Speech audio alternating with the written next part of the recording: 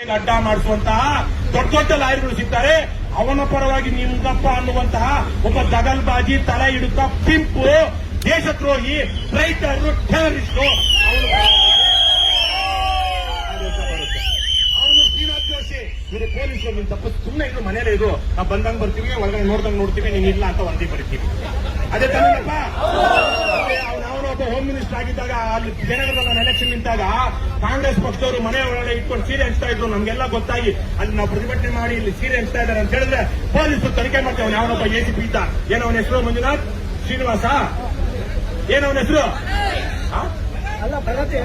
ಶ್ರೀನಿವಾಸು ಕಳ್ಳ. ಅವನು ಒಳಗಡೆ ಹೋದಂಗ್ ಹೋಗಿ ಹಿಂದ್ಗಡೆಯಿಂದ ಬಚಾವ್ ಮಾಡ್ಬಿಟ್ಟ. ಇಂಥವ್ರು ಪೊಲೀಸರು ಇವತ್ತು ಬೇಕಾದ್ರೆ ಎಲ್ಲಾದ್ರೂ ನಿಮ್ಮನ್ನ ಅಡ್ಡ ಹಾಕಿದ್ರೆ ಯಾವ ಮಾಡಿದ್ರೆ ನಿಮ್ ಗಾಡಿನಲ್ಲಿ ಅವರೇ ಜೇಬಲ್ ಇರೋ ಗಾಂಜಾ ಇಟ್ಬಿಟ್ಟು ಇಲ್ಲಿ ಗಾಂಜಾ ಸಿಕ್ತು ಅಂದ್ಬಿಡ್ತಾರೆ. ಶ್ರೀನಾಥ್ ಜೋಶಿ ಮನೆಗೆ ಹೋಗಿ ತನಿಖೆ ಮಾಡಿದ್ರು ಅನ್ನೋದಕ್ಕೆ ವಿಡಿಯೋ ಸಾಕ್ಷಿ ಏನಾದ್ರು ಇದೆಯಾ? ಅವನು ಮನೆಯಲ್ಲೇ ಇದ್ದುಕೊಂಡು ಕೋರ್ಟ್ ಅಲ್ಲಿ ಅವನ ಪರವಾಗಿ ಬಹಳ ಒಂದೊಂದು ಅಪಿಯರ್ಗೆ 1,00,000, 2,00,000, 5,00,000 ಕೊಡೋ ಸಿಗೋ ತಗೊಳ್ಳೋ ಅಂತ ಲಾಯರ್ಗಳನ್ನ ಇಟ್ಕೊಂಡು ಅವನು ತನಿಖೆಗೆ ಆಗ್ತಾ ಏನು ತಡೆ ತಂದ್ಬಿಟ್ಟ. ಹೌದಾ ಇಲ್ವಾ? ಯಾರ ಪರವಾಗಿದೆ ನ್ಯಾಯಾಂಗ? ಕಾರ್ಯಾಂಗ ನಮ್ಮ ಪರವಾಗಿಲ್ಲ, ಶಾಸಕಾಂಗ ನಮ್ಮ ಪರವಾಗಿಲ್ಲ, ನ್ಯಾಯಾಂಗ ನಮ್ಮ ಪರವಾಗಿಲ್ಲ ಅಂದ್ರೆ ಜನರು ಪರವಾಗಿಲ್ಲ. ಏನ್ ಮಾಡ್ಬೇಕೀಗ? ನಾವು ನಮ್ಮ ಕಾಲು ಬಿಡ್ಬೇಕು ಅಲ್ವೇನಪ್ಪ? ಪೊಲೀಸರು ನಮಗ್ ಕೊಟ್ಟಿರೋ ಸ್ಟಾರ್ಟನ ಕರ್ನಾಟಕದಲ್ಲಿ ಯಾವ ಪಕ್ಷದವರು ಕೊಟ್ಟಿಲ್ಲ. ಯಾವುದೇ ಪೊಲೀಸ್ ಸ್ಟೇಷನ್ಗೆ ಹೋಗಿ ಜೆಸಿಬಿ ಪಕ್ಷಗಳ ಲೋಕಲ್ ಪುಡಾರಿಗಳು, ಪಿಂಪ್ಗಳು, ತಲೆ ಹಿಡುಕರು, ದಗಲ್ಬಾಜಿಗಳು, ದಲ್ಲಾಳಿಗಳು ಪೊಲೀಸರ ಜೊತೆ ಲೋಬಿಟವಿ ಮಾಡ್ತಿರ್ತಾರೆ. ಪೊಲೀಸ್ ಸ್ಟೇಷನ್ ಅಲ್ಲಿ ಹೋಗಿ ಪಾರ್ಟಿ ಮಾಡ್ತಾರೆ, ಬರ್ಡೇ ಮಾಡ್ತಾರೆ, ಸನ್ಮಾನ ಮಾಡ್ತಾರೆ. ಯಾರು? ಜೆಸಿಬಿ ಪಕ್ಷಗಳ ದಗಲ್ಬಾಜಿ ಪುಡಾರಿಗಳು. ಅವ್ರ ಜೊತೆಗೆ ಇವರು ಸಮವಾಗಿ ನಿಂತ್ಕೊಳ್ತಾರೆ.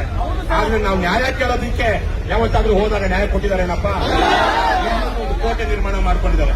ನಾವಿವತ್ತು ತೀರ್ಮಾನ ಮಾಡಿದ್ರೆ, ನಾನೀಗ ಹೇಳ್ತಾ ಇದ್ದೀನಿ, ಯಾವತ್ತಾದ್ರೂ ಸರಿ ನಾವು ಇವತ್ತಲ್ಲ ನಾಳೆ ಲೋಕಾಯುಕ್ತಕ್ಕೇನು ವಿಧಾನಸೌಧಕ್ಕೆ ನುಗ್ತೀವಿ. ಜನಶಕ್ತಿಯನ್ನು ತಡೆಯೋದಿಕ್ಕಾಗೋದಿಲ್ಲ. ಇವತ್ತಲ್ಲ ಯಾವ ಅಧಿಕಾರ ಬಂದಾಗ ವಿಧಾನಸೌಧಕ್ಕೆ ನುಗ್ಗೋದು ಬೇರೆ.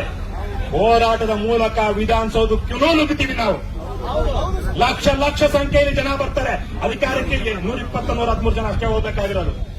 ಆದ್ರೆ ಈ ರಾಜ್ಯದ ವಿಧಾನಸೌಧ 120, 125 ಜನರಿಗೆ ಮಾತ್ರನಾ? ರಾಜ್ಯದ 7.5 ಕೋಟಿ ಕನ್ನಡಿಗರದು. ಹಾಗಾಗಿ ಅಂತ ಕನ್ನಡಿಗರು ಎಚ್ಚೆತ್ತುಕೊಂಡು ವಿಧಾನಸೌಧಕ್ಕೆ ನುಗ್ಗಿದಾಗ ಎಲ್ಲಿ ತಡೆ ಹಿಡಿತೀರಾ? ಜನ ಬಾಂಗ್ಲಾದೇಶದ ರಾಷ್ಟ್ರಪಿತನ ಮಗಳು 3-4 ಸಲ ಪ್ರಧಾನಮಂತ್ರಿಯಾಗಿದ್ದಾಗ ಜನ ಆಕೆ ಮನೆಗೆ ಪ್ರಧಾನಮಂತ್ರಿ ಮನೆಗೆ ನುಗ್ಗೋದಕ್ಕೆ ಹೋದಾಗ ಸೈನ್ಯ, ಪೊಲೀಸಲ್ಲ ಸೈನ್ಯನೇ ಕೇಳ್ಬಿಡ್ತು. ಅಮ್ಮ ಮೇಡಮ್, ಹಸೀನಾ ಮೇಡಮ್, ಅರ್ಧ ಗಂಟೆ ಸಮಯ ಅವ್ರನ್ನ ತಡೆಯೋದಿಕ್ಕೆ. ಅರ್ಧ ಗಂಟೆ ಆದ್ಮೇಲೆ ನಮ್ಮನ್ನ ಅವ್ರು ನಿಲ್ಸಕ್ಕಾಗಲ್ಲ. ಜನ ಬರ್ತಾರೆ. ನಾವು ನಮ್ಮದೇ ಜನರ ಮೇಲೆ ಗುಂಡು ಹಾಕೋದಿಕ್ಕಾಗೋದಿಲ್ಲ. ಅರ್ಧ ಗಂಟೆ ನೀವು ಖಾಲಿ ಮಾಡಬೇಕು ಅಂತ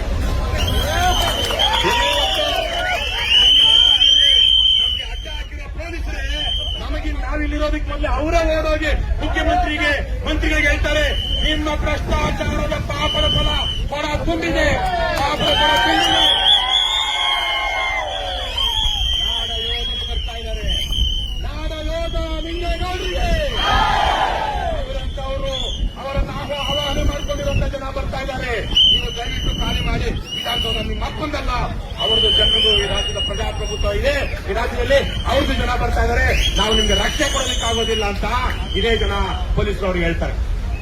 ಸರಿಯಾಗಿ 50 ವರ್ಷದ ಹಿಂದೆ 1975 ಜೂನ್ 25 ಇಂದಿರಾ ಗಾಂಧಿ ತುರ್ತು ಪರಿಸ್ಥಿತಿ ಘೋಷಣೆ ಮಾಡೋದಕ್ಕೆ ಒಂದು ದಿನ ಮೊದಲು ಲೋಕನಾಯಕ ಜಯಪ್ರಕಾಶ್ ನಾರಾಯಣರು ಜೂನ್ 24, 2025 ದೆಹಲಿಯಲ್ಲಿ ದೊಡ್ಡ ಸಭೆ ಮಾಡಿ ಪೊಲೀಸರಿಗೆ ಕರೆ ಕೊಟ್ಟಿದ್ದು.